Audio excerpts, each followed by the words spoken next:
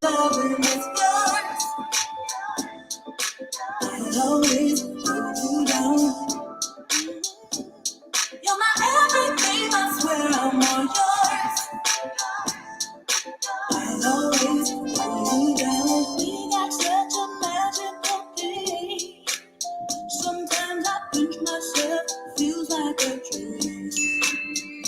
Just when I thought your love would never find me, you showed up and set my heart free. That's why promise all this tender loving is yours. I'll always hold you down. You're my everything, I swear I'm all yours. I'll always hold you down. That's why promise all this tender loving is yours.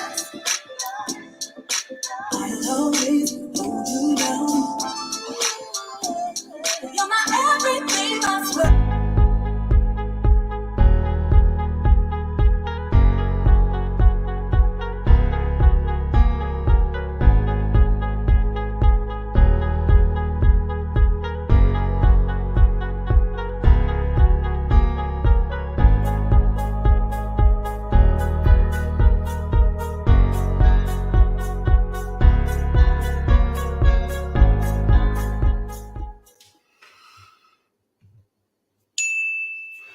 What's going on? What's going on?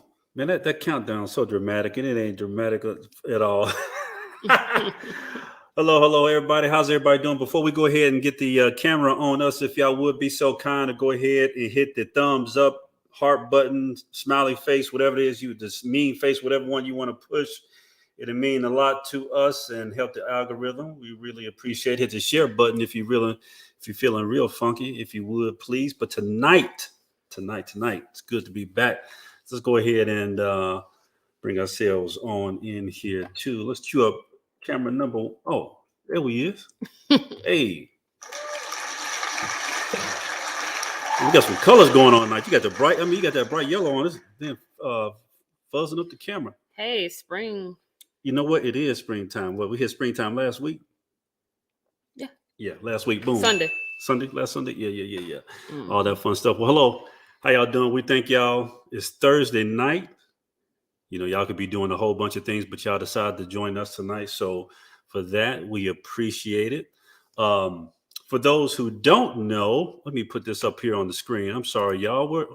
Where are my manners? I don't have my names up here. Well, anyway, I'm Lamar. For those who don't know us in real life, yeah, for some reason they show in real life, I'm Lamar. This is my wife, Sarah. I am a finance manager by day, husband, friend, father, all that kind of fun stuff, right? And my wife, Sarah, who just completed a tour. A long tour as a nurse, right? Smack dab in the middle of the pandemic. Let's give it up for all the healthcare workers out there. You know what I'm saying? Thank you. Dealing with all the illness, the death, destruction, and the rude ass people. Oh shit! I mean, it's the rude people out there. Yeah, the story she tell me, I was like, I was contemplating a couple of times. Like, look, baby, you ain't got to do that job. I mean, damn. But anyway, enough of that. So, our core principles. We always like to mention. I've been drinking a little bit. I got that Grand Marnier on deck, y'all. I'm sorry about that. So far. My letters or words is a little slurred. I apologize. But our three core principles. Number one is, what's the first one? 80-20. Oh, you're supposed to say that one for last. 80-20. 80-20. We believe in 80-20 in our marriage and also just really across the board in life. We believe you get 80% out of anything, out of your marriage, your job, your friends, whatever it is, 80% out of something you're doing fantastic. The other 20%, you just got to charge it to the game. Chalk it up. You got to chalk it up. You can't have it all. They lie to you when they say that. I always say that. But anyway, number two is going to be, we believe in dating. As a married couple, we believe you should date. How long ago did you come up with that idea? At least, I don't know, 9 years ago. Yeah, 9 years ago, she came with this great idea. I mean, here I am working out here hard, just living life, right? We need to go on a date once a week. I'm like, that's another thing I got to add to my plate. But you know what? I was apprehensive at first because, I'm a loner. And, but it's been the best thing, actually, one of the best things that have happened in my life. And also one of the best things that has happened in my marriage. We date religiously at least once a week. I can say out of a year, we may miss 5 times. You don't necessarily have to be out. Most of the time it is, but at least we take that time on weekend night to spend some time with each other. Watch a movie. You know how it goes. We're watching a movie 10 minutes in. I'm knocked out. She's right there, whatever the case. Recently. Yeah, we had a picnic. Yeah, picnic. And our third core principle is we believe in traditional marriage. We have a traditional marriage, but we don't knock anybody that does not or prefers something like a traditional marriage, or like a modern marriage or anything like that. We don't knock you. We just think from experience and thousands of years that traditional marriage works well for most people. All right, so enough of all the PR and all that other little cutesy stuff there. We're going to go ahead and get into tonight's show. All right, so the title of the show tonight is How Many Bank Accounts Should You Have? So we'll also discuss how many accounts should you have together, how many you should have separate, and how those accounts should be used. So we might get into some dangerous territory tonight. Oh yeah. All right, y'all. So thank you for watching. Welcome everybody again. So why don't you go shout out who we got in the I can't see them. I can't see on my. I have Linda watching. This is better on you. Yeah, Linda in the house. Well, shout out to Linda. Thank you for joining us, Miss Linda. Getting on early. We are simulcasting from YouTube, but I can't see the names of all those on YouTube, but we are simulcasting there.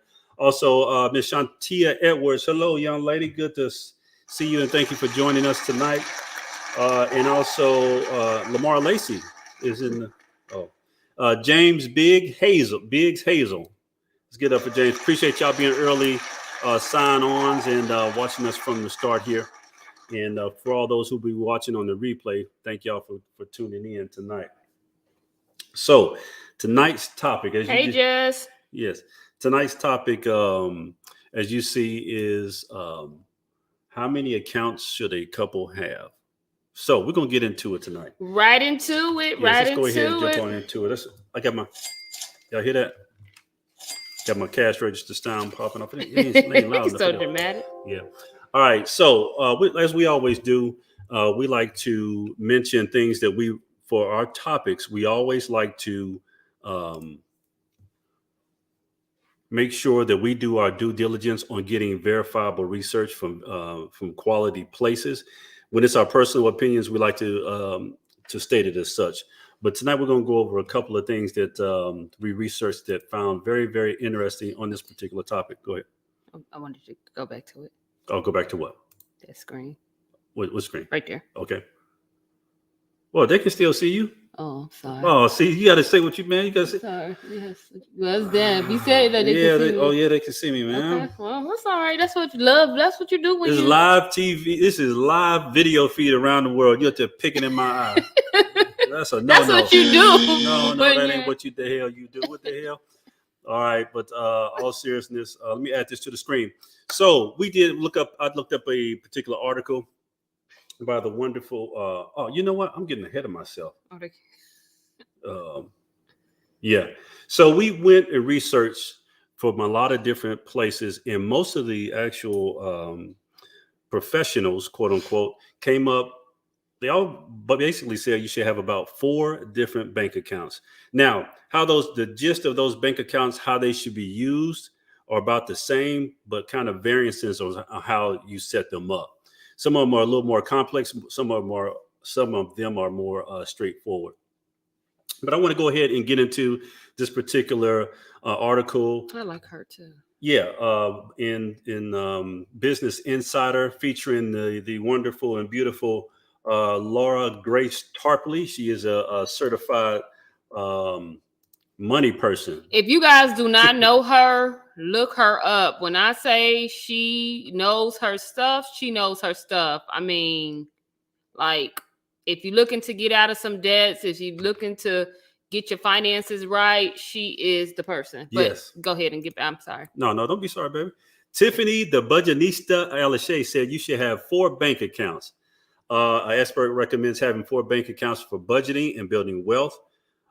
2 check accounts, 1 for bills, 1 for spending money. Have a savings account for emergency fund, then a second account for saving other savings goals. So I went through those pretty quickly, but that's not the meat and bones of this particular article. The meat and bones of this is how many bank accounts should you have? And the first one is, of course, checking account for bills, right? That one's pretty straightforward. And that would be where you pay like your mortgage, your car note, food, things like that. Correct. Set up the check account to pay your bills. You'll use the money in this account to pay for housing, like we just said. Number 2, checking account for other expenses. There's a whole bunch of other expenses that you will have. This checking account is for everything that other than your bills. You could use it for entertainment, meals at restaurants, or gifts, friends, and families. Now, this part is the challenging part for a lot of couples, a lot of people in general. Separating, you separate bill money. Yeah, well, you separate the separating bill money and your entertainment expenses, because most of us don't use cash anymore. We use cards, and unless you have your cards and everything set up right there, it could be a little challenging in that regard. The next one, number 3, savings account for your emergency fund. Now, this is a no-brainer. A lot of people do fall short. We fell short of this back in the day, not having this money years ago, but this is probably the most important one as the pandemic showed us. Would you agree? Oh, absolutely. In the case of emergency. A joint savings account. Yeah, a joint savings account for emergency, where either spouse can get to some cash in a quick hurry. I also suggest, and most guys I think do this, at least a lot of the ones that I talk to, having some physical cash on deck. I think it's a good idea to always have some cash stashed away. Yes. The Navy SEALs, y'all all know what Navy SEALs are, right? The Navy SEALs on their person, when they're out there in the field, going into territories, going to take out somebody, whatever, they have all their equipment, the guns, the tactical gear. And you know what else they carry? Some cold, hard American cash on their person, just in case they run across somebody that they need to coerce or get some intel. Yes, ma'am. Yes, they sure do. Cash, physical cash. So keep a little cash on deck somewhere. Don't say the mattress. Do you guys still keep cash on y'all? Yeah. So who keeps real cashola in the house? Why don't y'all drop that in the chat? But the emergency fund is for you to use when unexpected things happen. That's all kind of self-explanatory. Maybe you lose your job, or your car breaks down, or you have a huge hospital bill. Now, this has for years been the kind of rule of thumb, so to speak.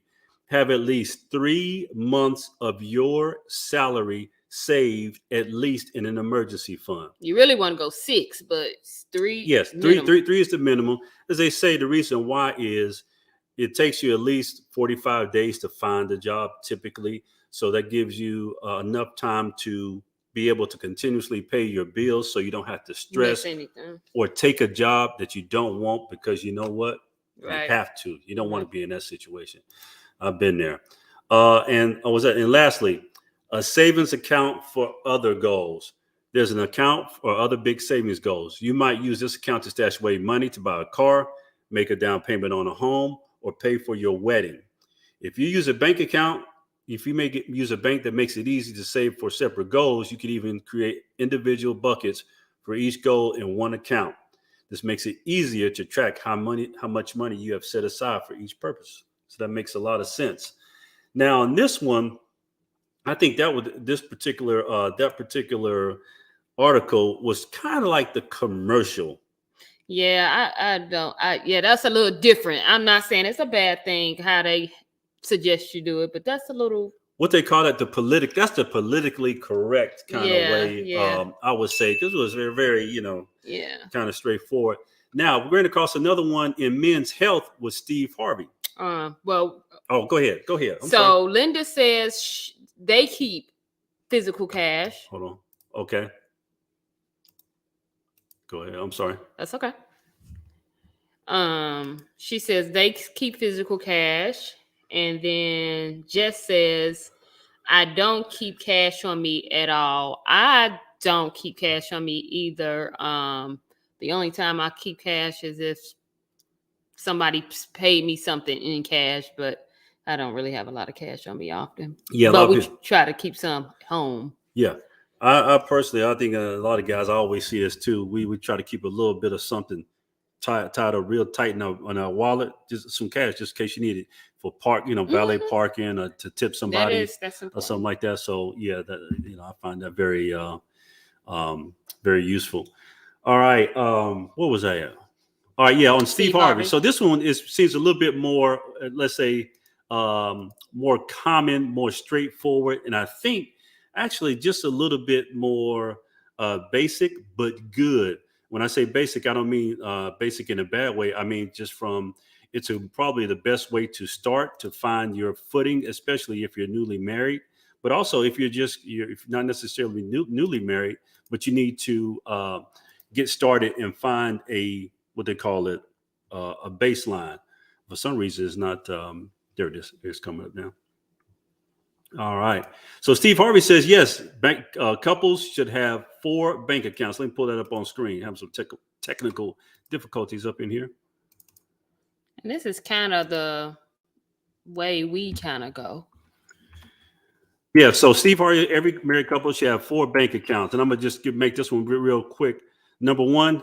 Account for all necessary items. The first account that Harvey says a married couple needs is one account with shared money. Makes sense for all your bills, mortgage, and all that fun stuff. Number 2, savings account. Harvey says that a second essential account is for saving, and one that requires 2 signatures to move. I don't know about that one, but yeah, it makes sense. Yeah. Out of every check, I don't care if it's 5, 10, 100, you got to agree to put something in that savings account. That is key. And number 4, now this is where this one varies from all other ones. Bank account 3 and 4 are for personal accounts for each party. Harvey then advocates that each party have their own accounts filled with money that they solely decide what to do with. What do y'all think about that? Do you think that couples should have their own personal account? Absolutely, 100%, without a doubt. You decide what the allowance is for each of the people. He says, I'm not allowed to tell Margie what she can do with that money. It's in her account. I can't check it. I can't go behind it. I can't say shit to me about mine. If I want to buy golf clubs with it, I can buy golf clubs. Now that may vary from time to time. And you had one thing I do notice about, hear me out on this. One thing I do notice about when people say things like that. Oh shit, I didn't bring it on screen. I'm sorry about that, y'all. I thought you was reading it on screen. One thing about when people say you have to be careful what celebrities suggest, whether it's from dating advice or from money advice, is because they live very, very different lives. Oh, absolutely. And what I mean by that is their money's different. Yeah, their money is different. So from the average person. From the average person. You're a mind reader. Come on, get a little closer to me, baby. You're out here looking like you don't love me. I know you was mad at me before the stream started, but anyway. But yeah, you have to be careful because when they say certain things or how they say it, most people don't necessarily have the options that they do to be able to say, hey, this is how something should be done.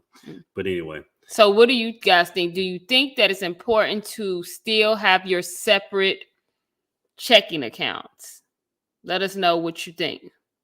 And I definitely say yes. I agree with the one to pay the bills, the other one to save, and then I think it's okay for each individual to have a checking and a savings of their own. If you decide to save your own money instead of spending that checking, hey, I think it's a good idea. I think it allows for you to still have a sense of independence. I mean, like you already, it gives you some ability to, move how you want to move. What you trying to say? You talking about this independent talk? Yes, independence on your how you want to spend your money. No, it ain't your money. See, that's just like saying that's my kids. No, it's our kids. It's our money. What you make is mine. That is true. But when it goes into your checking account, even if you gave it to me, it's still my money in my checking account. Now, what's in our joint account It's different. You can all you want to. Anyway, you got your. It ain't like you don't have a separate account.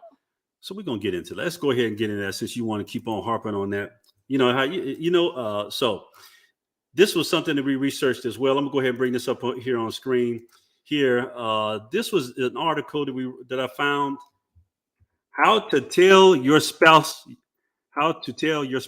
you've been hiding a bank account. Oh shit! It says nearly 1 in 5 Americans is keeping a big financial secret. Oh wow! Yes, that's a lot. Exactly. Some 19% of Americans, or about 29 million adults, are hiding a checking, savings, or credit card from their spouse or live-in partner. Damn. A lot of people follow the yours, mine, and ours method, and that can definitely work. I think it works if there's an agreement up front. If you don't know that you're doing it and you know how much you're setting aside. Where it could be really harmful is the study samples consist of 1,000 nationally representative, blah, blah, blah. So there's a thing that I did not know, which is called financial. What is it called? Financial infidelity. Did y'all know that was a thing? I can imagine. Financial infidelity. Y'all know what all sexual and relationship infidelity is, but y'all didn't know it was some financial infidelity. Well, a lot of people get embarrassed about the amount of debt they have, their spending habits, so they don't like to share some of those things with their spouse. So I can imagine that is a huge thing. Yeah, it is. And here we're about to get into some of the weeds here and some of the little dark territory, some of the dark side, so to speak, about finances. Here was something I found very interesting. It's hard enough to meet these big financial goals if you're not on the same page. It's near impossible if you're not. When only 40% of Americans have the savings to cover an emergency $1,000 expense. Ooh. Let me read that again.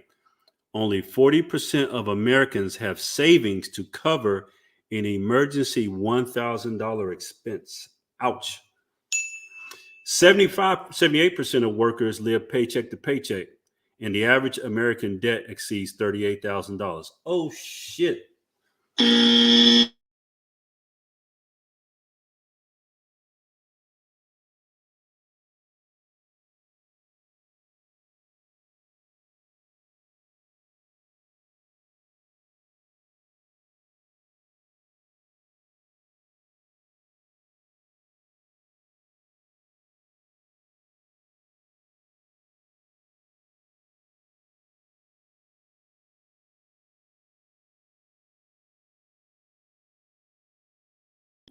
Ten couples, 7 of them living paycheck to paycheck.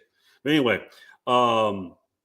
so this particular article goes on to, we're not going to go into it, but how to come clean. If you've been hiding a bank account from your spouse, or you didn't ran up a credit card bill that's now, $15,000 when they was running that promotion, you just been using saying you're going to pay and you ain't, you want to do that. And I'm going to tell you one more time, just the name of us, put this up on the screen real quick one more time for people who may need it. How to tell your spouse you've been hiding a bank account by Bankrate.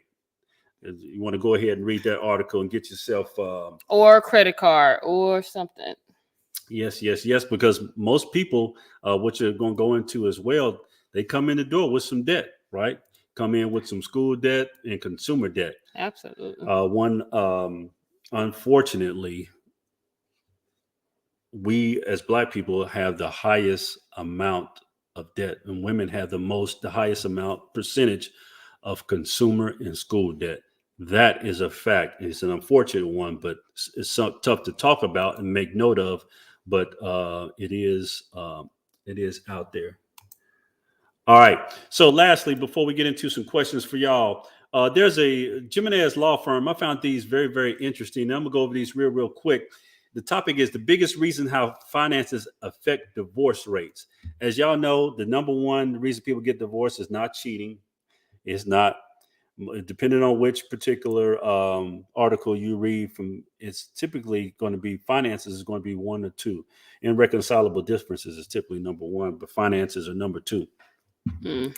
Finances are number 1 or number 2. But anyway, the 12 biggest reasons, I'm just going to run through these really, really quickly. Number 1, opposing attitudes on how to handle money. You feel one way, I feel another. 2, mismatched financial priorities. Yes. What we gonna do?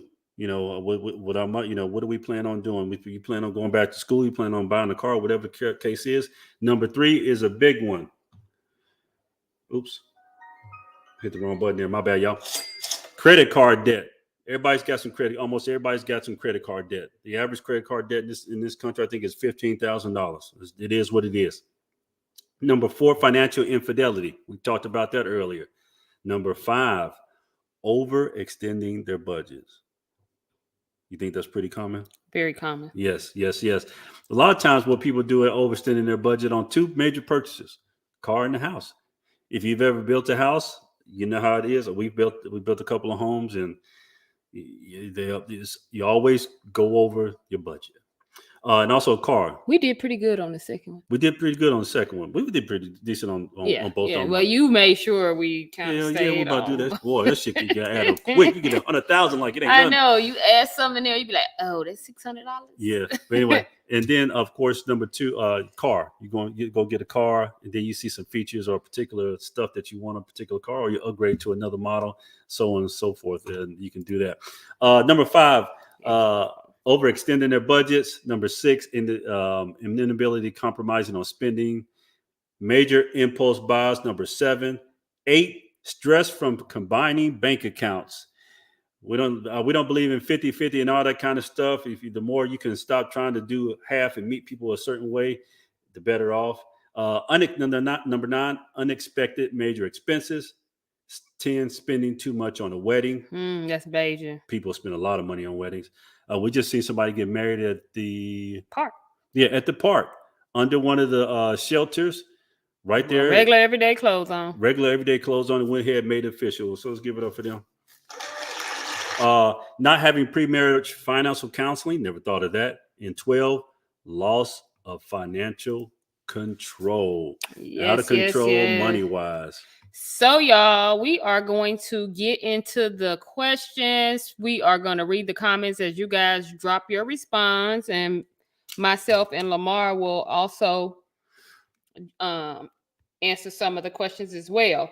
So the first question, and you guys can always join in. Lamar's going to put the link in per usual. Let me say a little more something before you move on. So if you want to chat with us live, you can chat with us on audio, just in case you got your bonnet on or your do-rag on. You don't have to get on live visually, but we can come on and we can do audio only. Or if you're feeling real brave tonight and you're ready, you come on live video chat with us and answer some questions that we'll ask on topic tonight. But I'm going to go ahead and drop that particular link. And while he's doing that, y'all, can y'all hit the like button for us? Like, or dislike, or whatever button, just to... Yes. So while we go ahead, I dropped the link in the actual chat. I'm going to pin it up here. I'm going to drop this here real quick. This is a good 30-second little drop while we go ahead and get these questions prepared. All right. Hey, y'all. And I was telling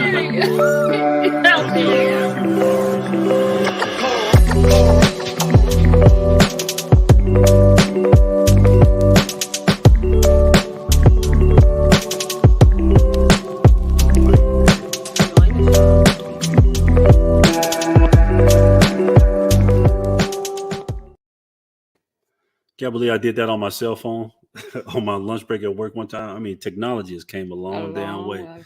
All right, y'all. So the first question is, how many accounts do you believe a couple should have? I'll answer while we wait for some people to drop it in the chat or come on. I think at least 4, maybe 5 to 6 nowadays. In some of the different articles that I did read, we forgot about investment accounts because it's hard to save your way to financial security later on in life without having some sort of financial savings account or investment account, 401k, etc. But I think these were just simply bank accounts. But I say 4. How about you? I also say 4. I say a joint account, a joint savings account, separate checkings account, and separate savings, if that's what you choose. You got a secret account? No secret account, but I got those 2 other accounts.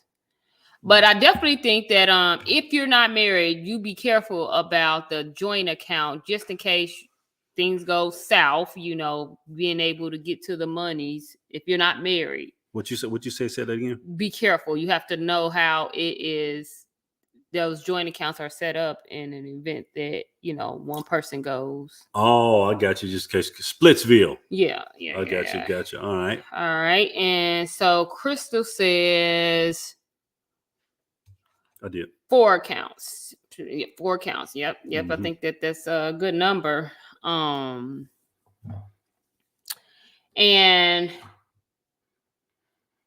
that was kind of how many accounts do you all have total? Well, that's not the same question. It's how many accounts? The first question was how many accounts do you think a couple should have? Okay. And then the second question is how many accounts do you actually have? Gotcha. How many accounts to shoot? And I'm just speaking for myself. My name is on 4 accounts. Yeah, I think somewhere around 4 or 6. There's a couple of investment accounts somewhere around that. You asked me, oh, you weren't asking me. You was asking people. I think we total have 6. Yeah. All right. So someone says, let's see, what's the name on this one here? Jessica. Jessica says 3 accounts, 2 checking and 1 savings. All right. That sounds about kind of common for most people. Around most people. What's the next one? Do you discuss bills regularly together? My life is all about auto pay. Yeah, we are big on auto pay. We have here recently been getting together, discussing some things a little bit regularly, but yes, everything is on auto pay. That seems to be the kind of more of the norm nowadays, just because the way life has been digitized. You have your accounts, but I will say, just as a warning, always make sure you can get very, very comfortable with auto pay, simply because it just kind of happens in the background, But make sure every month that you do at certain periods check, because sometimes, for whatever reason, things may not be withdrawn and you don't want to go 30 days late. We're good. Yeah, I had to be big on that because some subscriptions I had and I don't use anymore. I'm like, oh, let me go in and cancel that. And that stuff add up over time. Yeah, that too. You got some, some ghosts. I call them ghost accounts. Accounts that maybe you had something like old subscription to a TV service like Hulu or something, but you don't watch Hulu a month. It's what, $10, $12 a month. But you don't even watch it in 6 months. I had this math tutor app when Jaden was in school last year, and I was still paying for that up until like 3 months ago. I was like, oh, holy crap. All right, Miss Linda Hiller says, we don't discuss bills. Hubby take care of that. Very good with that. Yeah. Hey, that's even better. I think that's the case with a lot of couples. One person typically handles it without the other for the really too much. One person handles it 90 or 100% of the time. And in our case, Lamar handles. Yeah, simply because in a marriage, 80-20, right? I don't believe that everything should be always kind of 50-50. Both people should know. It's just like, when you're an athlete or somebody like that, and you got people that are assisting you that's close with you with your things and stuff like that. Everybody doesn't have to know. Yeah, if Lamar say, hey, let's do this, move this, kind of this way so we can do this. I'm like, hey, you got it. I don't, I may ask some questions about something, but I trust whatever he doing is the right way. Right. And if I don't, then I have to have some answer to her and her daddy too. Like, why ain't you taking care? Okay, my bad. All right, go ahead to the next question. Do you guys feel that it is stressful talking about finances? It can be, yes. What do y'all think? Do you find it stressful talking about finances? I believe it can, especially when times are tight, money is tight, or there's big expenses coming up. It could be very, very stressful. And I think that can put a very hard strain on your marriage. What do you think?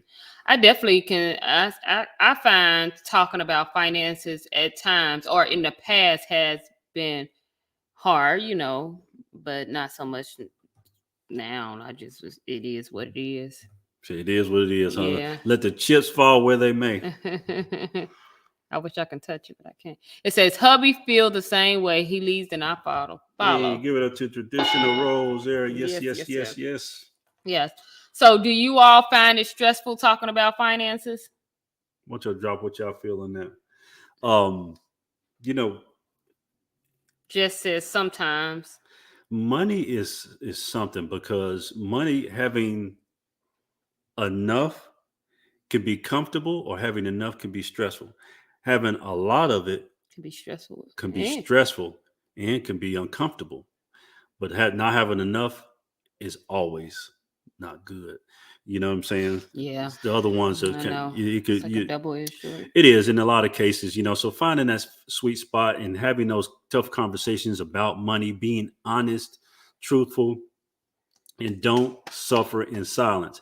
If you made a bad money mistake or mismanagement or in a jam financial wise, swallow your pride, go have the conversation and get it off your chest, because you don't want to Why you look at me like that? I didn't know what you were about to do. I mean, you grabbed my beard. I thought I was about to go down.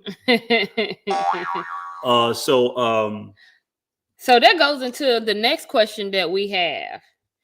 Do you believe that your spouse's debt is your debt? Why or why not?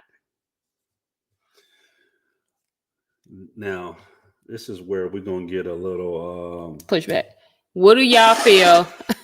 Do you believe your spouse's debt is your debt? Why or why not? Yeah. Yes, it is. And well, let me tell you, men, especially younger men, trying to get married early 30s or late 20s, do expect to take on a fair amount of debt with their soon-to-be wife. All right. Chris says no. Why do you say no, Chris? If you want to join in via audio, if it's easier, you can. But if not, then... What was the question again? She said no to? The debt. Okay. But I definitely do. I think that, it is an unfortunate situation, because as you already said, a lot of women come into the marriage with school debt, other debt, credit card debt. But if you're trying to achieve a certain goal on down into your retirement, you have to understand what the other person is looking at and what they're paying, because if their money is going somewhere else and yours is going somewhere else, then that common goal can't be met. So if I'm paying off my debt, but I can't contribute to what we're trying to do down the line, so we might as well try to get through these debts together, so the outcome in the end is achievable. Because if one person just paying off their debt, or just looking at it as my debt, just retirement gonna be dry. Yeah, debt don't go into the reality is, when especially black, we're consumerism. Now, for those who are out there that are non-blacks, the reason why I'm saying this, because we are black, most of our friends are black, but we are high consumers, and black women do have, I'm not picking on black women, so please don't shoot the messenger, have the highest amount of credit card and consumer debt. I think it's 27%, hold 27% of the consumer debt in America. So that's what we're saying, that we do expect a certain amount of debt to be incurred when you do marry a woman, especially if you're younger. And this from schooling, credit cards, so on and so forth. It's not a bad thing. It's just pointing out to some, it is what it is. And I think it's very important to discuss those things before you get married. And that's what also, it was one of them articles that said financial, premarital financial counseling. I think that's important, because you hate to get into that marriage and say a year down the line, you be like, what? You got $50,000 in school debt or $100,000 in school debt, and you didn't know, then you be looking crazy. So no, you got to discuss those things right out the gate. Right before. That's just how how you gonna handle that, what you gonna do about it. That's just the reality. Hey, let me tell y'all something. There's a few questions that you can ask up front and early to save your ass some time. If you're dating, if you're watching this in your, this is from your uncle. Don't be afraid to ask one. This is kind of a little off topic, but kind of on topic. What in the hell are your goals with? What do you plan on doing relationship wise? Number two, what's your credit score? What them critics is like? Critics. Yeah, what them critics like? Or how they say it down here in Memphis. It's hey, what's credit rating? If they get a little uncomfortable, well, why you want to know that? Hey, I want to know what it is I'm getting, what I'm looking forward to, because I'm interested in you. Have some of those uncomfortable conversations early. I'm talking about in the first couple of weeks, few conversations. If they get some pushbacks, move on. But to understand, a lot of people, if you really are considering someone to be serious, those things need to be talked about. But anyway, so someone said, I said to the question before that, forget the question. However, not my debt, but will help get rid of it. All right, got you. Not my debt, but it will help to get rid of it. I don't think it's each other's debt. I do think. But it is. I do think it's I do think it's each other. Yes, sir. My bad. I gotta get my sound. I need some new sounds on this thing. I need the bigger one. But anyway, yes, I do think it's each other's debt. It is, and in some cases, to a married couple, some debts befall on the spouse in the event that one of the untimely death of one of the other spouses. I mean, even with me, I know I came into our marriage with some debt or whatever, and I felt guilty, like. No, you didn't. You just kept. It was business. When you came along, it's like, oh, thank you, baby. You used to kiss me a lot. And I used to wonder, like, why she really kissing me, showing me so much love. Really, because don't even go there, y'all. He plays too much.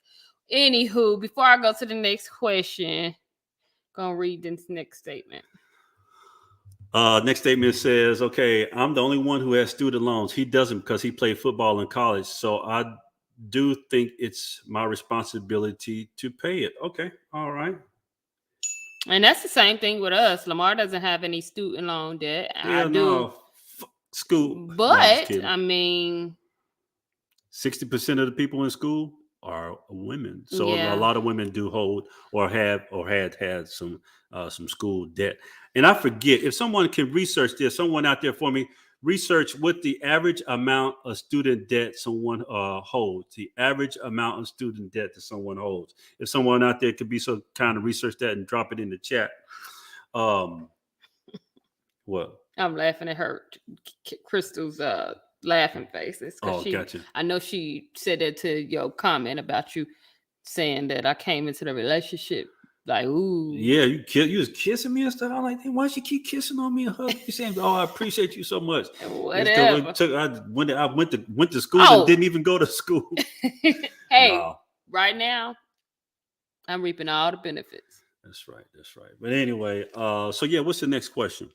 My last question for everyone is, what are some things that you do in your marriage to keep finances in order? Or should I say to make it easier? Like, what are do you have any hacks, or do you use any type of apps? What do you do? Yeah, we just what I do. I have a couple of different apps that I keep an eye on when it comes to some of our investments, but also our bank accounts, but also have alerts, and they also have decent. Yeah, True Blue is a good new one out there now. Yeah, that is a good one. No, True Bill. Mm-hmm. Yeah, True Bill. But yeah, I use Mint. Mint is my main one that I do use, and it gives little alerts about things, upcoming things may be forgotten, stuff like that. It's almost like a personal financial assistant, because it kind of learns your habits, know what your goals are if you input them and everything like that. It just helps you keep on financial track, which can be, let's face it, it can be tough, especially, when you're younger, you're 21, you just starting out in your little IKEA marriage. You know what I'm saying? You got your little apartment, your IKEA furniture, and you got 7 bills. It's cool. But once you get like my age, old, like 50, then you got like 46 bills. You got 46 different moving parts, and it could be tough to manually keep up with all that stuff. All right, so $39,300 $351 is the average amount of student loan debt. Oh shit! Ain't nobody got time for that. I knew it was. Jess. Thank you so much. I knew it was high, and that's the reality, and that's one of the reasons why. They need to erase all this. Get rid of it. Just erase everybody. No, I'm not paying. No, I didn't go to school. I'm paying for your shit. I don't want to pay for everybody else's. Anyway, well, just erase it. No, but that's why they say, and I'm not going to be specific on this one, but there's a certain group of people that have a negative. Their average, what do they call it? The net worth is $5 because it's the debt. So you're really negative because you did. Yeah. So if you got, say, you got $25,000 in student loan debt, you have a finance a $10,000 on the car, and you got on loan on your house. If you only got $50,000 in your bank account, you're in the negative. Once you start thinking about it like that. But we don't think about it like that, but that's how it is. All right, what's the next comment? It says, honest conversation about what is spent. No secret shopping shit. It's intentional spending. That's a good one. No secret shopping. And you know what? We do have, at least when this is something personal. Yeah, you better put your hand over your face like that. This is this is not any scientific information, but we do have a kind of a unwritten rule or agreed to rule that any major purchases that me and her, before we do any kind of major, something like a car or something like that, we'll talk to each other about. I even text you the other day about a minor purchase.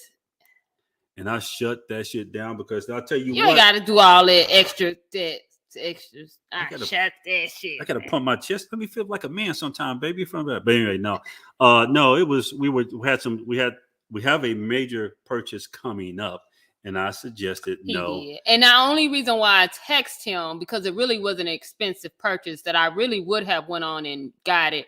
But I knew that we had some other things down the pipeline and it wasn't worth it. Exactly. And that was my conscience saying, hey, let me see what he said. That's right. Yes, because you were thinking with your feelings and I was thinking with logic, right? Yeah. But no, anyway, teamwork, baby. Teamwork. Oh, yeah, absolutely. Teamwork. And I appreciate that. Absolutely. But yeah, I like that one. Intentional spending. That is a good one. Mm-hmm. Read the next one. Yes, Biden come through. Yes, get rid of that student debt, honey. I think I seen something. I know they got rid of some already. And I think I just seen something else the other day. Literally, they were doing like some more. So hey, if I would have knew that shit, I would have went to school. I would have went a long time too. Racked up about 100 G's on them if I knew one day they was going. No, well, hey, I just didn't have any desire to do so. But anyway, that's a whole nother yeah. subject. So that's the gist of our show. But I think it is important to talk about your finances. I think having a joint account is important. That way you can just that 50-50 just don't work because one is always the breadwinner. Yeah. And I think 50-50 is something that makes for good memes and internet talk, but is unrealistic. I can't pay 50% of what you can pay. Right, and I think that's a little for the most part of. And why would you even try to? You know what I'm saying? Why would you even try to split? I mean, I think when you look. And this is coming from a traditional mindset on marriage. When couples look at each other, you shouldn't see equals. You're not equal to me. I'm not equal. We're not equals. So right. We shouldn't be trying to play things like it's equal. You know what I'm saying? If I go out and work more, I'm out of the house, 70%